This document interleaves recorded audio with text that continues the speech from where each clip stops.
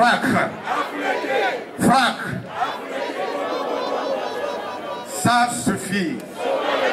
Ça suffit. Ça suffit. Merci beaucoup. D'abord, je voudrais vous remercier tous sous le soleil pour cet engagement pour lequel tous les samedis vous êtes à côté du FRAC, à côté du CST. Merci beaucoup et pour tous les gestes que vous apportez aux activités du CST. Spécialement, je voudrais rendre hommage à mon ami Étienne Yakanou. Étienne Yakanou, je le rends hommage spécialement parce que j'ai été le collègue, le co-détenu dans le même couloir que Étienne Yakanou. Les dernières confidences, les derniers mots d'Étienne Yakanou, je les ai. Pour la toute dernière fois où nous avons une chance, alors que j'allais aux toilettes, ces mots, je les retiens, je les ai. Étienne a vécu, jusqu'alors je vous dis, je n'arrive pas à saisir la personnalité de ce camarade, Étienne. Il est à 1 mètre de ma cellule.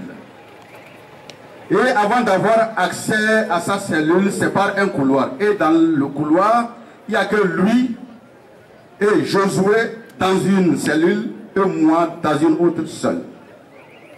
À chaque fois qu'on me sortait le matin, avec mes pupilles dans la bouteille et viande, quand j'arrive devant la porte de Yakanou et de Josué, il y a une odeur insupportable de sueur. Parce que la cellule est très petite. Et il suait trop. Alors, une nuit, un gendarme, celui qui est venu fermer pour me dire bonne nuit, je lui ai dit, mon cher ami, nous sommes tous des frères. Mes amis qui sont dans cette cellule-là, si tu pouvais, au nom de Dieu, il y a le couloir que tu fermes. Ça ne vaut plus la peine que tu fermes encore leur cellule. Puisque la cellule est dans le couloir. Alors si tu laissais leur cellule ouverte, au moins la nuit, par ma cellule, le vent peut circuler en dessous et ils vont respirer un peu. Il m'a répondu en disant que ça, il doit avoir l'ordre avant de le faire. Ce qui était impossible. C'est pourquoi je vous dis, je n'ai jamais fait ce témoignage depuis que nous sommes sortis. C'est la personne la plus proche d'Étienne qui vous parle. Et ces derniers mots, il a bien dit, si lui ne résistait pas, ça a été en flash dit rapidement, lui il serait en peine le jour où le drapeau togolais et le drapeau de l'ANC reposeront sur son cercueil. Il me l'a dit. J'ai dit, j'ai appris ce dont tu as souffert depuis ton arrestation à Guido-Gomez.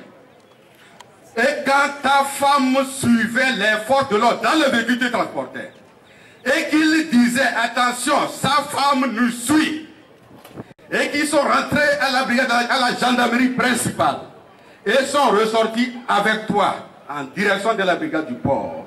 Tout ça, on a été au courant de ça. Mais si c'est par rapport au service que tu as subi, nous prions Dieu que personne d'entre nous ne meure dans cette gendarmerie. Ce que vous appelez la réserve. Mais la première des choses que chacun d'entre nous aura à faire lorsqu'il sera libéré, c'est juste d'aller faire un bilan de santé plus tôt. Mais dommage, je ne savais pas qu'effectivement Étienne allait partir. Et je l'ai appris que dans cette semaine-là, par son collègue que j'ai rencontré, que attention, Étienne ne va pas bien. Alors, quand il a demandé à avoir son infirmier, il y a eu une résistance. Et après, on a accepté qu'elle vienne. J'étais dans ma cellule quand j'ai entendu Étienne en train vraiment de dire certaines choses. S'ils ne veulent pas me soigner, il n'y a pas de problème. Il faut dire à l'infirmière de partir. Il s'est levé, il est venu rentrer dans sa cellule, il parlait.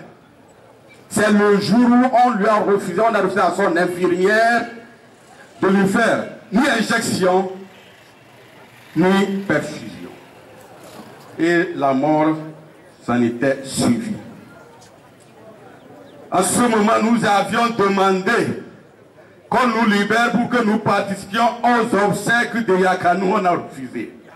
Mais à ma sortie, par les vidéos, j'ai pu voir que c'est ce que Étienne m'a dit qui lui a été fait. C'est pourquoi je vous dis qu'il s'agit d'une personnalité que je n'arrive pas à cerner. C'est pourquoi je suis convaincu que ce combat, nous allons le mener jusqu'au bout.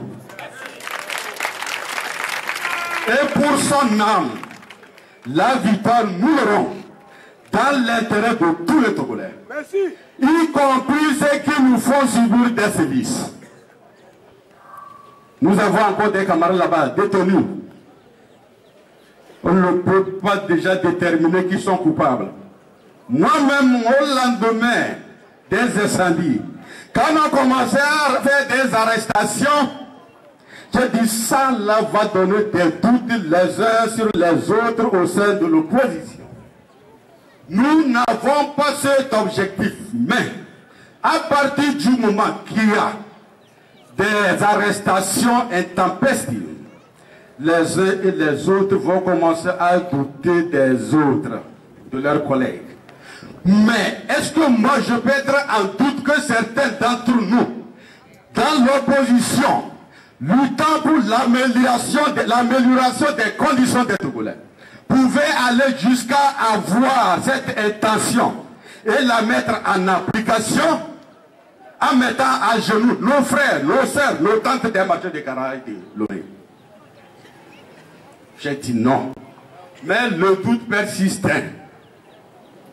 Et je me suis dit, s'il s'agit de ce que je suis en train de penser, je me prends moi-même en hypothèse. Si jamais ils arrivaient jusqu'à chez moi, j'aurais compris que tout est faux et ça a été fomenté. Et c'est ainsi que le samedi 12 août février, ils sont arrivés chez moi. Là, j'ai compris en même temps que tout a été bien préparé pour nous mettre dedans. Mais quelles que soient les circonstances, Dieu fera la vérité.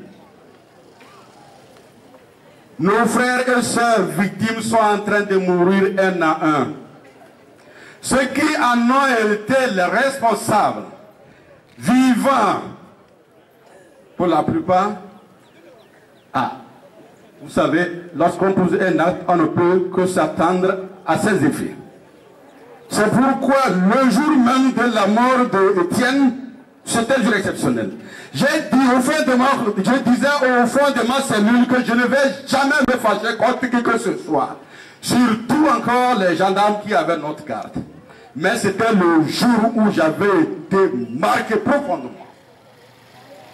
Lorsque, même avant, on transportait Étienne, alors qu'on a appelé l'ambulance à 7 h, c'est après 13 h, je finissais de faire ma prière de l'après-midi, dans ma cellule.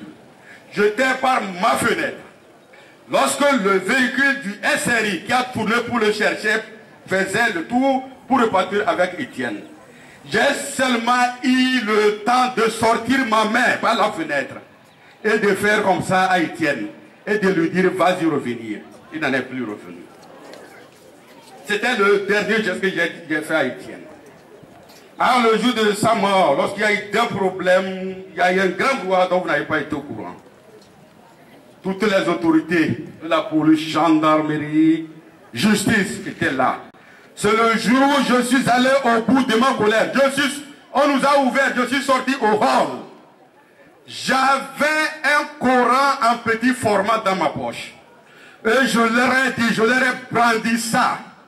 Ça, du plus petit, que ce soit dans le corps habillé, tout comme parmi les civils, qui ont été à la base de la mort de ce camarade, de ce concitoyen, et à la détention de nous autres, sachant intérieurement que vous avez affaire avec des innocents.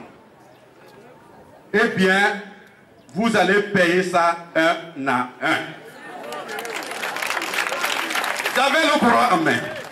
Alors l'un des officiers dit, ramenez le victime dans sa cellule. J'ai dit, c'est là où j'étais, c'est vous qui m'avez enlevé pour m'amener ici. Quand vous me rameniez ma cellule, mais j'en ai déjà eu l'habitude, c'est là où j'étais. Cela n'enlève rien à ce que je viens de vous dire. Quoi qu'il en soit, que je l'ai dit ou pas, vous allez le payer un à un. Ça, c'est inévitable. Donc je voudrais rendre hommage une fois encore à mon ami Yakanou, sa femme, son enfant. La tristesse, nous on ne peut pas la combler, mais que Dieu comble cette tristesse-là dans le cœur. Du reste, quant à nous autres, nous avons le devoir de nous mettre à l'ordre de bataille. Quand je dis bataille, ce n'est pas avec des cocos, ce n'est pas avec des armes. La mobilisation, il n'y a que ça, c'est ça notre arme. Tant pis pour ceux qui disent que ce n'est pas par ça. Ils n'ont qu'à proposer autre chose. Ce qu'ils ont comme moyen là, pour provoquer le dialogue, afin qu'on fasse les réformes, institutions constitutionnelles, pour que ça aille bien pour le bien de tous les Togolais, ils n'ont qu'à venir le faire. Le CSC, le FRAC n'a jamais fermé la route à tout autre moyen qui contribuerait à apporter le changement et à établir l'alternance dans le pays. Qu'ils fassent ce qu'ils peuvent. Nous aussi, nous faisons ce que nous pouvons. Mais ça ne sert à rien de nous jeter des anathèmes. Donc, mes chers amis, soyez et soyons tous vigilants. Sachons distinguer le vrai du faux. Mobilisons-nous. Il n'y a que ça. Le peuple, c'est ça la force. Il n'y a plus notre force ailleurs. C'est la locomotive. Vous n'avez que les wagons. Si vous décidez, c'est comme ça que ça ira. C'est-à-dire vous pouvez pousser, vous pouvez tirer le peuple. Sauf si vous ne voulez pas. C'est de ça qu'il est question. Donc, c'est à nous de prendre notre destin en main. De savoir qui écouter, qui dit vrai. De toutes les façons, le CST s'engage. Et engagé s'engagera toujours derrière les forces qui œuvrent pour le changement, dans l'intérêt de tous. Sans exclusive. Nous avons un chemin, mais nous devons exiger les réformes dont il est question. Les réformes. 92, c'est vous qui avez ensemble voté pour une constitution.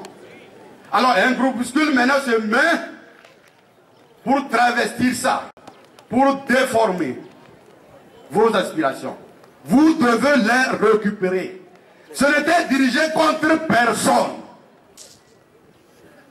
Plus on dure dans la diligence, même dans vos associations, vous durez trop, vous irez à abuser. Vous allez abuser. D'où la nécessité de l'alternance, des limitations de mandats autres. Ce n'est dirigé contre personne. Le mot de sécurité, dirigé avec l'aval de la majorité de vos concitoyens. En quoi cela va gêner un président de la République? Dans la mesure où si vous avez l'aval de la majorité des Togolais, les décisions que vous prendrez, c'est en fonction de leur aspiration. Vous n'aurez pas de problème. Donc c'est de ça qu'il est question, mes chers amis. Je vous remercie beaucoup. Engageons-nous, mobilisons-nous pour le bien de tout le monde.